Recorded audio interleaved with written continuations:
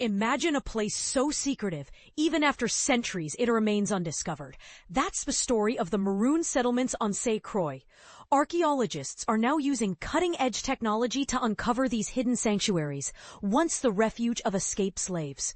In 1767, Danish missionary Christian Oldendorp documented a community of escaped slaves, known as Maroons, living in the northwest mountain ranges of St. Croix. His writings, among the few Danish historical records, describe a group that had established themselves on lofty Maroon Hill, protected by the dense bush and their own vigilance. This community, called Marienburg, was a testament to the resilience of those who refused to accept their fate under slavery. St. Croix's history is marked by the expansion of sugar and cotton plantations under Danish rule, which began in 1733 when the Danish West India Guinea Company purchased the island from France. The growth of these plantations necessitated an increase in the slave population, but the Danes struggled to maintain control. By the late 1700s, nearly 1,400 individuals, over 10% of the enslaved population, had escaped. But where did they go? But here's where it gets controversial. Some argue that the Maroons' success in evading capture is a powerful symbol of resistance, while others see it as a tragic reminder of the inhumane conditions that drove them to such lengths. What do you think? As an archaeologist specializing in the study of slavery and resistance, I've spent years excavating plantations in the Americas and modeling Maroon escape routes.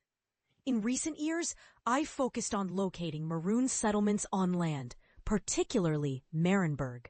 My journey began in 2016 during a nature tour led by Ola C. Davis, a local activist and professor at a University of the Virgin Islands. This experience provided valuable insights into the lives of the enslaved in the Danish-controlled Caribbean. In August 2025, a significant milestone was reached. The local government purchased 2,386 acres to establish the U.S. Virgin Islands Maroon Territorial Park.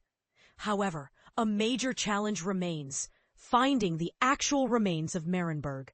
Discovering and preserving these artifacts could offer unprecedented insights into the Maroons' way of life and enhance the park's educational value. And this is the part most people miss. Maroon settlements were designed to be elusive.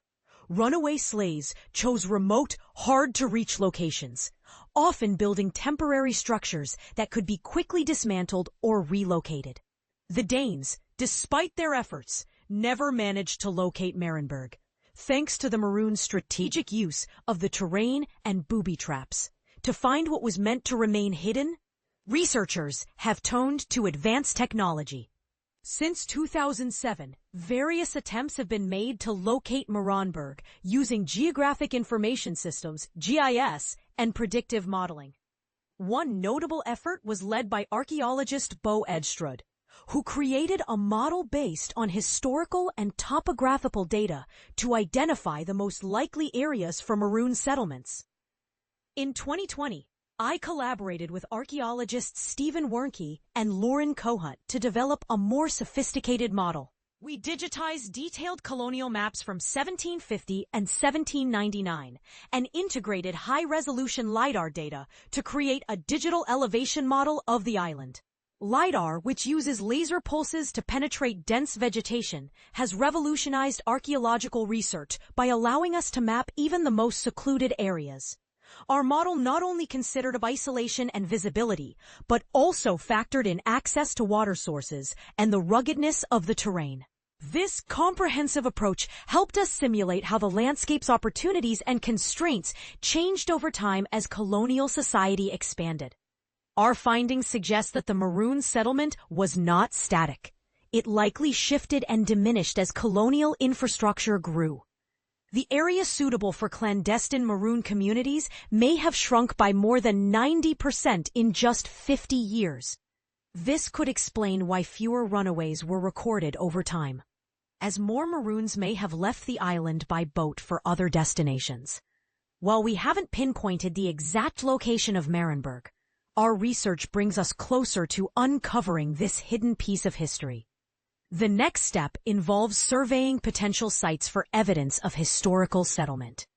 This work is crucial for developing educational tours and honoring the Maroon legacy within the U.S. Virgin Islands Maroon Territorial Park. What do you think about the use of modern technology to uncover historical secrets? Do you believe it's essential for preserving and understanding our past? Or do you think it might disrupt the sanctity of these hidden places? Share your thoughts in the comments.